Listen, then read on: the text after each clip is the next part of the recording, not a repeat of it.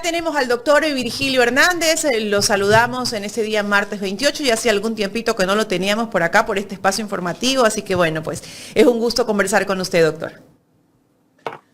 Muy buenos días, siempre un gusto poder conversar con ustedes. Yo voy a donde me invitan y la última vez que me invitaron quienes no estaban eran ustedes, así es que por lo menos yo doy testimonio de que yo vine y quienes no estaban eran ustedes.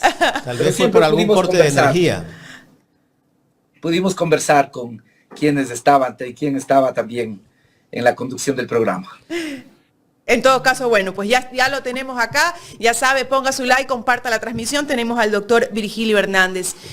Bueno, doctor, 6 meses del gobierno de Daniel Noboa, que parece una continuación de Guillermo Lasso en función de las mentiras o de la realidad paralela que él tiene cuando da las cifras o las cosas que ha hecho en 6 meses. Si bien es cierto, en 6 meses yo creo que ningún gobierno puede hacer grandes cosas, pero sí puede empezar a tomar el control de ciertas. ¿Cuál es su percepción en torno al informe de Daniel Noboa?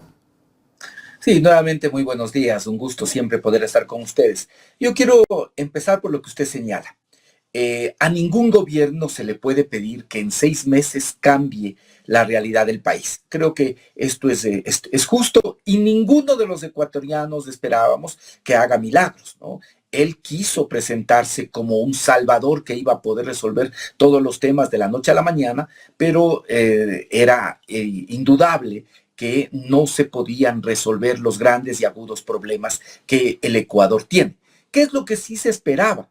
Que de alguna manera establezca puntales, establezca pilares que hagan ver que hay posibilidades de enfrentar los problemas de la inseguridad, los relacionados a la falta de empleo, a la falta de inversión, a la necesidad de reactivar el aparato económico, es decir, que se sienten las bases y que se atiendan los problemas también que eran urgentes. Eso es básicamente lo que esperábamos. Y yo diría que en estos 6 meses, si algo se podría decir del presidente Daniel Noboa es que desperdició el apoyo político que concitó. Él desperdició ese apoyo político y básicamente ahora con este informe a la nación lo que se puede ver es un gobierno sin rumbo, un gobierno sin horizonte, un gobierno a merced de lo que dispone el Fondo Monetario Internacional.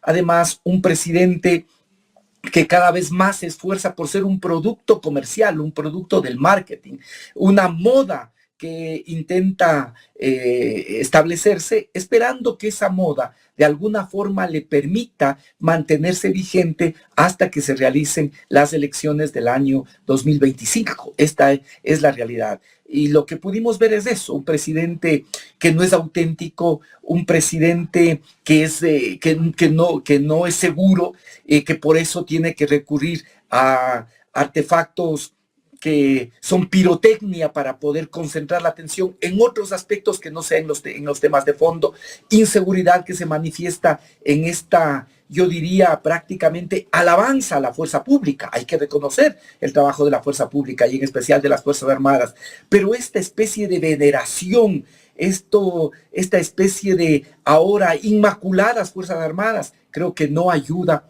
a que el poder civil pueda sobre todo también realizar acciones que se requieren para limpiar también la fuerza pública. No olvidemos que en los hechos que se vienen presentando, así hay a veces involucrados de las Fuerzas Armadas, de la policía, que también participan en grupos delictivos. Entonces, pensar que toda la fuerza pública es inmaculada y que no requiere mecanismos de control, mecanismos de inteligencia y contrainteligencia para poder depurar las filas, también es inaudito, no es adecuado, pero se entiende porque es un presidente que se da cuenta que se le van agotando sus factores de poder, que se le van agotando sus apoyos y entonces se refugia básicamente en lo que puede ser el sostén y el apoyo de las Fuerzas Armadas. Y por otro lado, para culminar este primer pantallazo, es un gobierno que en estos 6 meses ha pulverizado la palabra presidencial.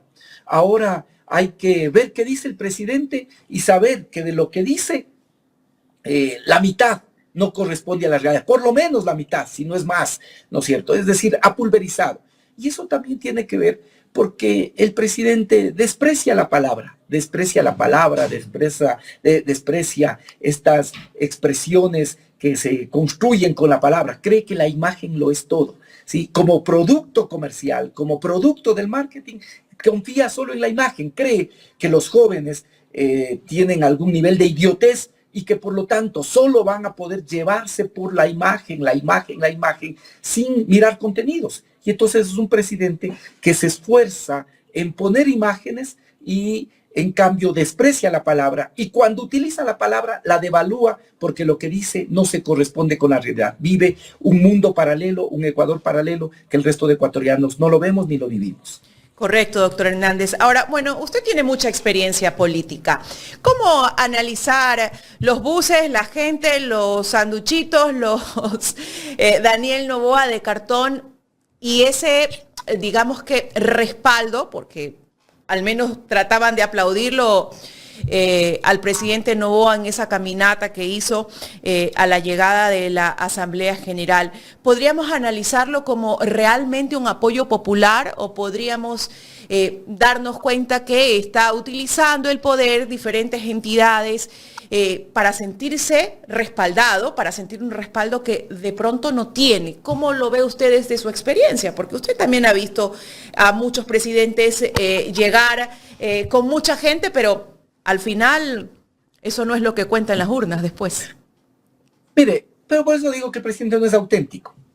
Y quienes le manejan la comunicación, quienes intentan que sea un producto del marketing y construir la imagen de esa manera, también no valoran precisamente eso, que cuando le ponen al presidente con una manifestación, y no voy a entrar en esta discusión del viceministro de que fueron 50,000 ni 20,000, no, quienes hemos participado, incluso organizado movilizaciones, sabemos exactamente cuánta gente puede existir en esos eventos, pero evidentemente no eran 50,000. Pero le digo, se le ve al presidente auténtico cuando se le pone a encabezar una marcha. Se ve que es su medio, se siente el presidente cómodo en esa marcha, es lo suficientemente empático, simpático, tiene realmente y goza del cariño de la gente, una persona que es tan impersonal, tan distante. Se le ve que es su medio natural. No, y las imágenes también lo dicen todo. El presidente adelante, rodeado de seguridad, sus colaboradores a un lado. Pero después eso es lo que es el presidente cuando improvisa, cuando le ponen a hacer este tipo de cosas en las que yo creo que el primero que quería que se acabe esa movilización, el primero que quería llegar al Palacio Legislativo era el propio presidente Daniel Noboa, porque indudablemente se siente extraño. Él sabe que las personas que fueron son las personas a las que les condicionaron su participación para seguir siendo beneficiarios de algún programa social, son las personas que tenían contrato en las instituciones públicas y que si no participaban les terminaban sus contratos. Sabe cómo se hizo esa movilización, pero además él mismo no se siente cómodo, incluso por su experiencia vital de ser quien es, hijo de quien es. Para él siempre la multitud le ha sido extraña, la multitud siempre le ha generado dudas, le ha generado desconfianza, le ha generado temor, de tal manera que no es su medio natural.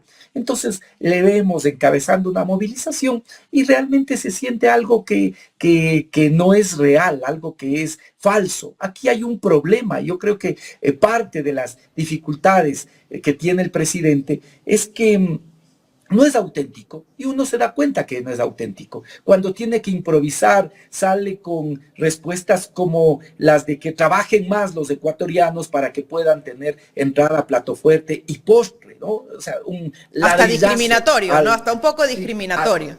No un poco, absolutamente discriminatorio, es decir, ofensivo frente a la pobreza que existe en este país. Pero ese es el verdadero presidente Daniel Noboa cuando improvisa,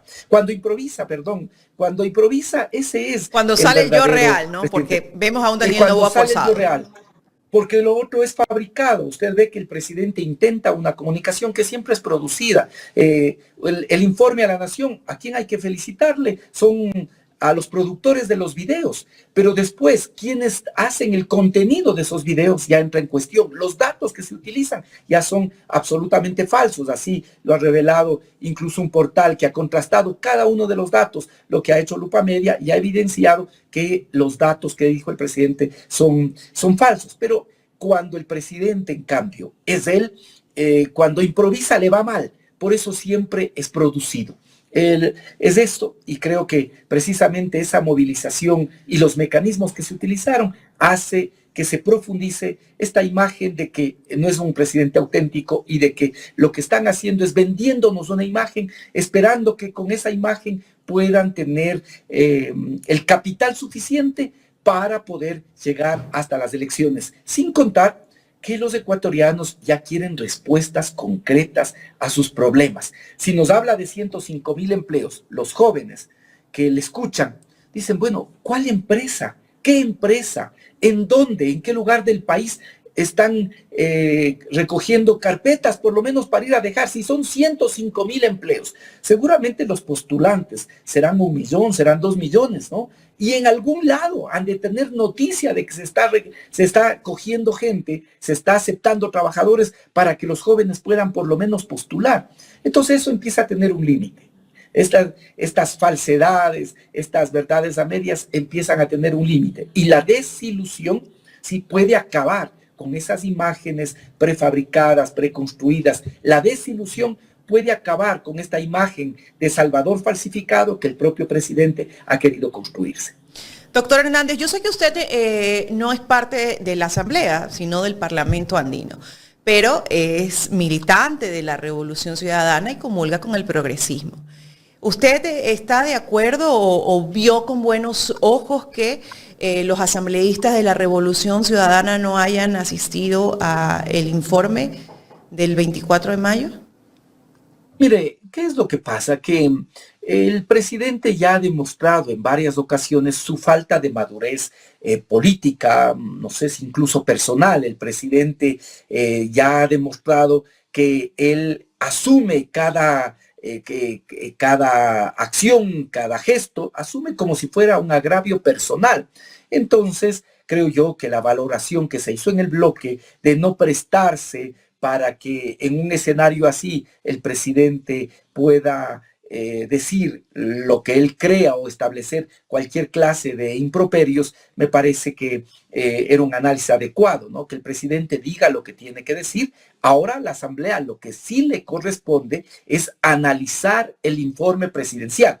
Y en eso yo les doy la razón a mis compañeros de la Asamblea Nacional, que no era adecuado que vayan, concurran a un evento y si después el presidente, como efectivamente tuvo alguna frase desafortunada, ¿no? Y yo le digo, no con esto quiero decir que no puede haber contradicción. La contradicción es parte de la política, el conflicto es parte de la política, el poder discrepar, el poder tener puntos de vista diferentes es parte de la política y por lo tanto es parte del quehacer democrático. Pero si hay una situación en la que el presidente es el único que habla, el único que establece su mensaje y utiliza esa tribuna para decir o proferir indirectas, insultos o establecer insinuaciones que son absolutamente fuera de lugar, fuera de la política, no había por qué prestarse para ello. Ahora, eso no significa que no tengan que cumplir con su labor. La ley orgánica de la función legislativa es una norma de que luego de que el presidente de la República presente el informe a la nación, tiene que conformarse o designarse una de las comisiones para que analice el informe a la nación y le presente al Pleno, le presente un informe sobre la veracidad o no, sobre la conformidad o no con el informe que ha presentado el presidente de la República. De tal manera que ahora sí tendrá la Asamblea que exigir que se cumpla con lo que dice la ley y por lo tanto se evalúe de manera seria, sensata, ya no solo con los contrastes que han organizado portales de comunicación, sino también efectivamente acudiendo a la información oficial que tienen la obligación de proporcionarles los ministros y cada una de las áreas del Ejecutivo. Ayer nosotros describíamos que para el presidente Daniel Noboa existe un Ecuador en fábulas de él, ¿no? Porque en realidad lo que dijo ese día es que el país está bien y que el país está saliendo adelante gracias al gobierno de Daniel Noboa. Pero cuando regresamos a ver la realidad de los ecuatorianos en las calles, en los hogares, es otra. Justamente el día de ayer, acá en Durán, en los exteriores, o casi que en el municipio de Durán, detonó un coche bomba y otro estuvo a punto por detonar o detonó también. Y él nos habla de que está combatiendo la inseguridad, que el gobierno está haciendo todos los esfuerzos y habla de 2 fases del Plan Fénix. Ese plan Fénix que no sé si existe o no, pero desde nuestro análisis creo que no existe ningún Plan Fénix. Simplemente ellos lo que hacen es decir que están trabajando por la inseguridad, pero la realidad es otra. ¿Hasta cuándo la gente puede seguir creyendo en las mentiras del gobierno? Mire, el presidente dijo que su gobierno le ha devuelto la paz a los ecuatorianos. Y ya quisiéramos los ecuatorianos que eso de alguna forma se pudiese verificar en lo que pasa en la realidad. Sí, es cierto, han disminuido en cerca del 30% las muertes violentas, pero seguimos teniendo más de 2.000 muertos, más de 2.300 muertos en estos primeros meses del año. ¿Sí? Esta es una cifra escandalosa. El Ecuador cerró el año anterior siendo el país más violento, por lo menos de la comunidad andina. El Ecuador tuvo 45 muertes violentas por cada 100.000 habitantes, mientras que Colombia tuvo 25, Bolivia, Chile, Perú tuvieron menos de 5 muertes violentas por cada 100.000 habitantes. Esta es la realidad.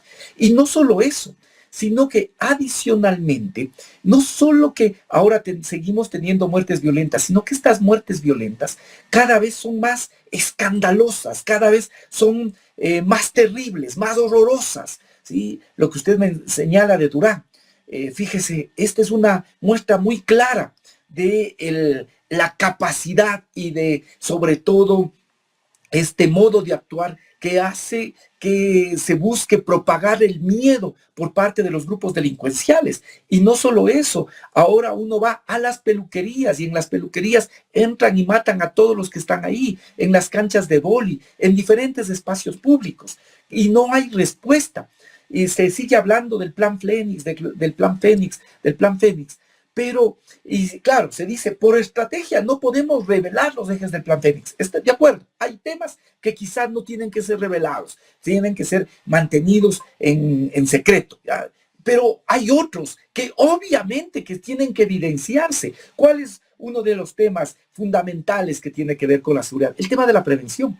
Y la prevención no avanza a que sea solo competencia del gobierno nacional. La prevención tendría que desarrollarse en conjunto con los gobiernos autónomos descentralizados. Por lo menos en ese eje de la prevención, que sí es un eje que debería ser público, porque deberíamos conocer cuáles de los planes que se están implementando conjuntamente con los gobiernos autónomos descentralizados.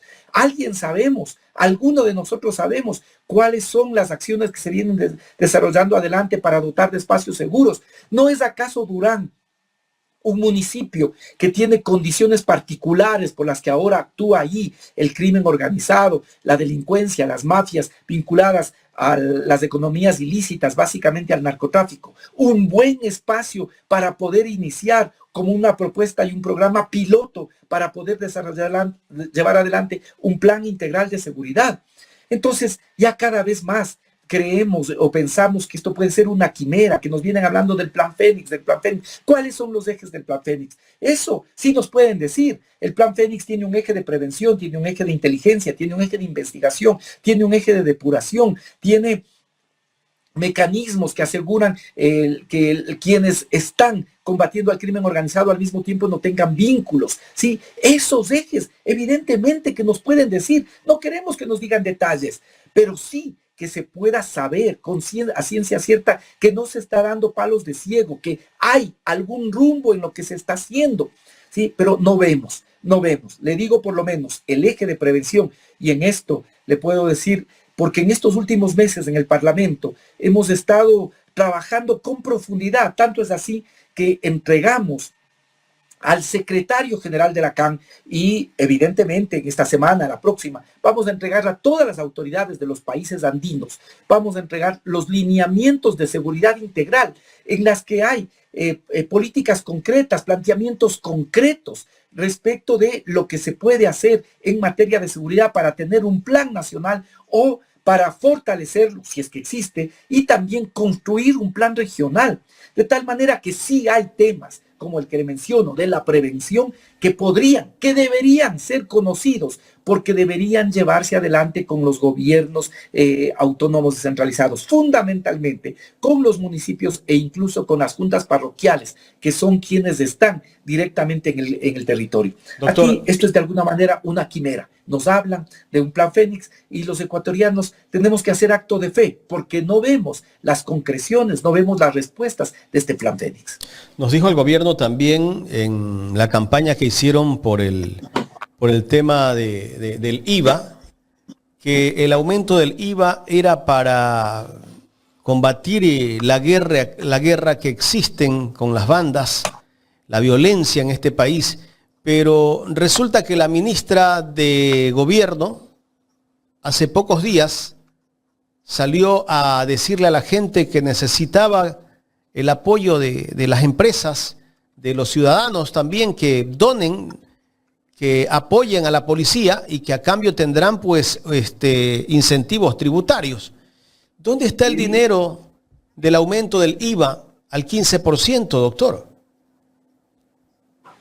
Mire, es que es precisamente, estas son las cosas que el Ecuador se da cuenta que son verdades a medias, o son claramente falsedades. No, aquí no vamos a darnos la vuelta, porque ya lo ha reconocido el propio ministro de Finanzas, lo han reconocido las autoridades del Fondo Monetario. Se subió al IVA, porque este es un gobierno que no tiene un propio horizonte. Este es un gobierno que no tiene un rumbo hacia dónde llevar el país, y por lo tanto se ha sujetado, se ha sometido a lo que dice el Fondo Monetario Internacional. El IVA se incrementó, se subió, porque era una exigencia del Fondo Monetario Internacional. De la misma manera que ahora, según ya lo ha anunciado el propio presidente, irán por la eliminación de los subsidios a los combustibles. De tal forma que esos recursos estaban básicamente pensados en que vayan a la caja fiscal, no como se nos dijo para el tema de la seguridad.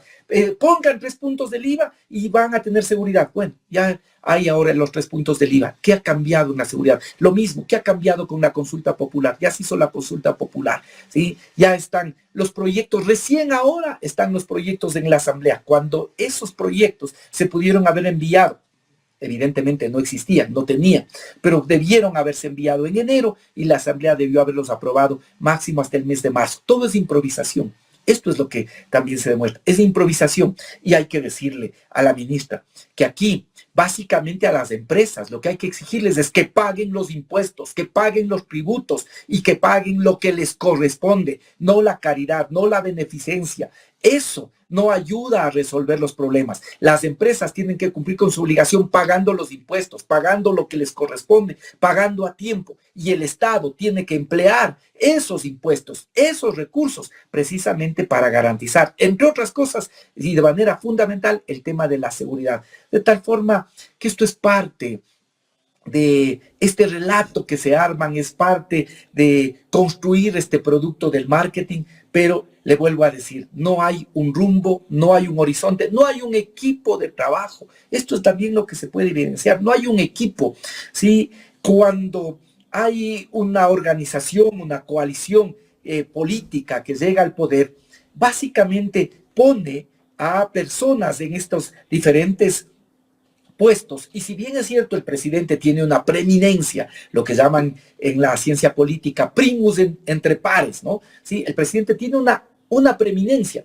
pero tiene otros que de alguna manera le establecen una labor de contención, le dicen, no, esto no es conveniente políticamente, esto es anticonstitucional, esto está contra el derecho internacional, cumplen una función de contención, ¿sí? De poder informarle al presidente, de poder darle su criterio al presidente respecto de las consecuencias de tomar tal o cual acción. Pero si esos ministros, si ese equipo de trabajo está conformado por socios o por empleados, difícilmente van a contradecir al accionista mayor o a quien es el patrono, ¿sí? Difícilmente. Y eso es lo que tenemos, eso también es lo que se evidencia, ¿sí? No hay un equipo de trabajo, no hay un equipo profesional solvente y por lo tanto lo que tenemos es improvisación en cada una de las áreas. Y por eso se puede explicar acciones como de la ministra Palencia, pidiendo, ¿no es cierto?, de alguna forma, acudiendo a la caridad pública, a la beneficencia para poder enfrentar un tema tan grave y tan complejo como el de la seguridad, que tiene que ser una prioridad del Estado. El tema de seguridad no solo debe ser prioridad del gobierno, sino del Estado. Eso precisamente nos da cuenta, nos demuestra que no tienen claro, ¿sí? No tienen claro ni en el tema de seguridad, peor en el tema nacional, qué es lo que se quiere hacer ni cuáles son las prioridades para el país. Doctor, finalmente, en otro tema, ¿qué criterio merece la postura del gobierno frente al problema que tiene con la vicepresidenta de la República? Ayer anunció el viceministro de Gobierno, Esteban Torres, que están viendo la posibilidad incluso de encargar la presidencia de la República a un ministerio. Mire, realmente me sorprende que ahora Esteban Torres, un legislador, yo lo conocí simplemente cuando hacía o reemplazaba a su padre, porque él era el alterno de su padre, del asambleísta Luis Fernando Torres. Y veía que era un joven capaz, un joven que había estudiado, un joven que tenía el conocimiento suficiente, ¿no? Sin embargo, ahora le veo que es el vocero de cosas que él sabe que son abiertamente ilegales. Y tanto que hablan de transparencia, la primera cosa que deberíamos saber los ecuatorianos es por qué es la enemistad que existe entre el presidente y la vicepresidenta. ¿Qué es lo que hay? ¿Qué pasó? ¿Qué existe? ¿Qué está de por medio? De tal forma que ahora hay una relación que se convierte casi en un tema de Estado de la persona que el presidente de la República eligió. ¿Qué es lo que hay ahí? ¿Por qué ahora hay incluso la actuación abusiva? Porque no hay otra manera de decir la actuación abusiva para, por ejemplo, lo que tiene que ver con el hijo de la vicepresidenta, obviamente ahí en coordinación con la fiscalía, y eso demuestra también que la fiscalía se presta para estas consignas y estas persecuciones políticas. Y vea que con la señora Abad no le conozco, no es que nunca ha sido de la Revolución Ciudadana, no he sabido de su existencia. Respecto de las cosas que dice, estoy absolutamente en contra de perdóneme la expresión, de los disparates que dice. Recuerdo aquella cosa como, por ejemplo, que había que deshacerse el Estado de las escuelas y que tenía que entregarles las instalaciones físicas como parte de sus liquidaciones a los profesores. Eso es un disparate, pero esos disparates en democracia se los confronta discutiendo, debatiendo, pues no es que haya esta persecución en la que se pone toda la fuerza del Estado para primero enviarle a Israel en una misión imposible, ¿sí? Una misión imposible, esto básicamente era sacarle del país. Sí, el propio presidente dijo que podría, si él quisiera, mandarle a la Antártida a que vea si es que funciona o no la estación que ahí existe o creo que existe. Sí, y ahora esto de que hay y se está buscando todos los medios para que no se le encargue como corresponde cuando el presidente tenga que pedir licencia. Entonces uno ya no entiende qué es lo que pasó, qué es lo que existe ahí, pero además aún no se entiende cómo, o de alguna manera, más que no entender, yo diría, esto lo que evidencia es el manejo patrimonial que existe del Estado. Cree que el Estado se puede manejar como si fuera ni siquiera su empresa, porque las empresas también tienen que seguir reglas y las empresas no hacen acciones que se les perjudiquen. Maneja literalmente como si fuese una hacienda del siglo XIX o de inicios del siglo XX. Así se pretende manejar, como si no hubiera una constitución, como si no hubiera una ley, si no hubiera un derecho internacional. ¿Sí? Este manejo patrimonialista es propio de los regímenes autoritarios y ya hay más de un elemento por lo cual podemos decir que en el Ecuador el presidente Daniel Noboa no solo que no enfrenta los grandes problemas del país, sino que adicionalmente, ¿sí?, va teniendo un manejo cada vez más autoritario porque busca, sobre todo, minimizar, acallar, enfrentar, ¿sí?, de cualquier forma las voces que le son críticas, aunque con eso tenga que romper la Constitución y la ley. Es realmente absurdo, le digo, es inentendible. Ni siquiera por motivos de transparencia sabemos cuáles son las razones de esta enemistad que ahora se ha convertido en un tema de Estado y que tienen a los ministros que deberían estar preocupados de ver cómo se enfrentan los problemas del país, preocupados de qué pasa con la señora Abad. Es realmente increíble lo que estamos viviendo en este país. Doctor, queremos agradecerle por su tiempo para conversar con nosotros aquí en Ecuador en Directo. Siempre es un gusto. Gracias al doctor Virgilio Hernández, parlamentario andino, conversando con nosotros en esta mañana en los especialistas de Ecuador en Directo, Carlita.